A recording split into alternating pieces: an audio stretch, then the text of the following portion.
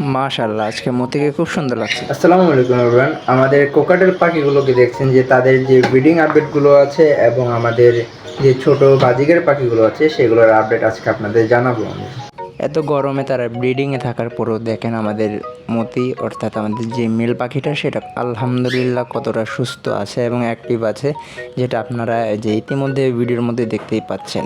এগুলোর কারণ হচ্ছে যে পাখির সুন্দরভাবে পরিচর্যা এবং যত্নের মাধ্যমে তাদের খাবারগুলো যেমন আমি দেখেন ঠিক রাখছি, তেমন হচ্ছে একটা মেল পাখিটা এবং ফিমেল পাখিটাকেও মাঝে মাঝে আমি নিয়ে আসছি এবং যখন সে বাইরে বের হচ্ছে তখন আমি তাকে মাঝে মাঝে স্প্রে করে দিচ্ছি তাদের জন্য। দেখেন আমি ছোলা যেগুলো থাকে সেগুলো দিচ্ছি, যেগুলো খেয়ে এবং তারা অনেকটা সুস্থ ফিট আছে। মাঝে মাঝে তাদের আমি স্প্রে করে দিচ্ছি পানি দিয়ে, যার ফলে তারা খুব আরাম পাচ্ছে। দেখতেই পাচ্ছেন ভিডিওর মাধ্যমে যে তারা ডানা মিলে নিজেরাই গোসল করতে চাচ্ছে। তো আমি ব্রিডিং বক্সের মধ্যে দেখেন আমাদের যে ফিমেল পাখিটা সে 3টা ডিম নিয়ে বসে আছে, 2টা ডিম অলরেডি দেখা যাচ্ছে।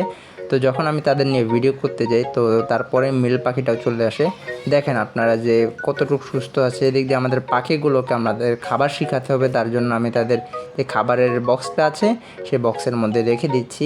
দেখা যাক তারা খাবার খাওয়া শিখে কিনা। 2টা বাচ্চাকে অলরেডি আমরা রেখে দিয়েছি এবং 3 নাম্বার যে বাচ্চাটাকে তাকেও রাখতে হবে। বড় পাখিটাকে আমাকে কামড় দেওয়ার চেষ্টা করতেছে, তো আমাদের এগুলোকে ভিতরে রাখতে হবে যেন তারা খাবার খাওয়াটা হালকা হালকা করে শিখতে পারে, যাতে ভবিষ্যতে না প্রবলেম হয় তাদের। দেখেন বড় বাচ্চাটা কীভাবে খাওয়ার চেষ্টা করতেছে, এদিক দিয়ে আমাদের যে ছোট বাচ্চাটা মেজো বাচ্চাটা আছে সেটাও খাওয়ার চেষ্টা করতেছে।